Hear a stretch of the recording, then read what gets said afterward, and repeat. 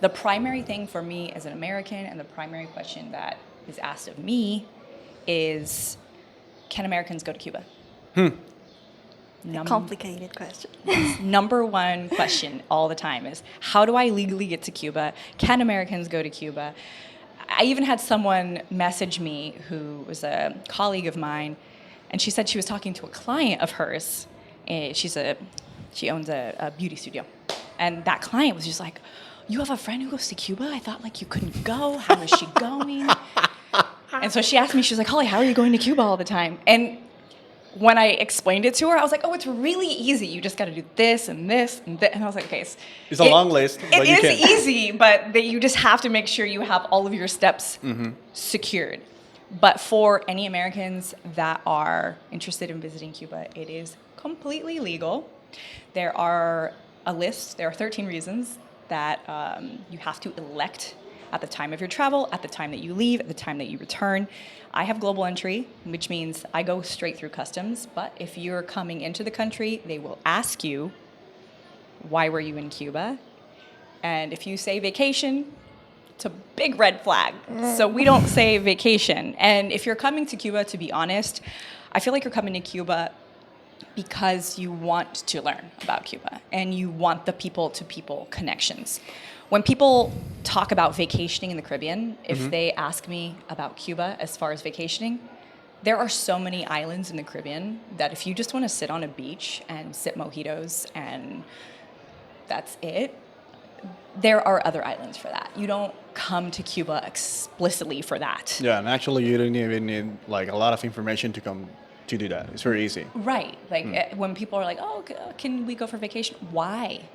There's so much other things that Cuba has to offer besides sipping mojitos and being on the beach. Like, go to Bahamas, go to Jamaica, go to Grand Cayman. There are other islands for that. Have you ever faced any like issue before coming to Cuba because you are American or not?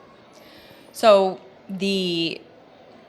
years ago, actually, when I was in college, I had a communications professor, and I was in a communications program in college.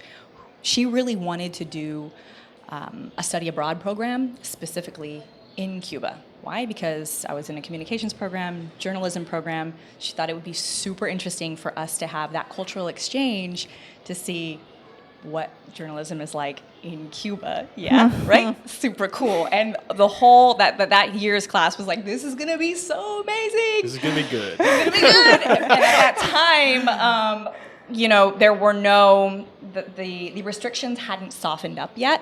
So we couldn't go directly from the United States. There was no way to go through the United States. It was going to be complicated, and the college shut it down. They were like, get that idea out of your head. You're not going to Cuba. So I was like, oh. I felt like that was my chance to see the country, and I wasn't ever going to see it other than that. And then we had the restrictions softened up in 2017, I believe. So really shortly after that, I went to Cuba for the first time. And I was so excited because it had been years. I thought I was going to be going for school, for study abroad. That didn't happen. But now it was like, okay, I'm going. And I did all the research I possibly could to just make sure my expectations were met.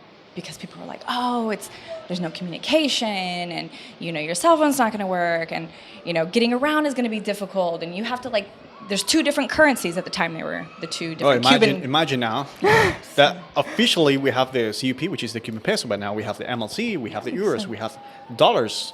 They're not official, but they can be used. So. Yeah, the money question, I feel like, is a great thing for us to dive a little bit deeper on, too, because that is another question I get a lot, is asking about the currency, which currencies to use, how to exchange currency.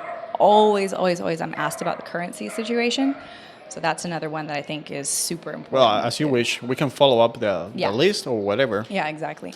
But yeah, so I got to Cuba, and finally when restrictions softened up, and I didn't have a ton of issues going out. It was coming back when I didn't have global entry at the time. By the way, if you're American and you don't have global entry, that's a mistake. Get global entry. But we had to go through customs, and as we're passing through, like when we passed through and actually talked to the officer, they were like, okay, great. Why were you in Cuba? Oh, a family visit, support for the Cuban people, etc. Okay, great, welcome. And but we did get stopped on the way. There's like a hallway, and the officers there were like, where are you coming from? And we were like, Cuba. And they're like, oh, well, we're randomly selecting you to check your bags. Really? Yeah, but that was the only time anything happened like that, and they were super cool. But I was just like, if I had said anything else, would they have done that? I don't know. They were just very interested. It's a mystery. Just because, basically, just because you say Cuba. Yeah, exactly. And at that time, we did have cigars with us, which was legal. To my knowledge, I'd have to double check, but I believe our last president did actually tighten up restrictions again. So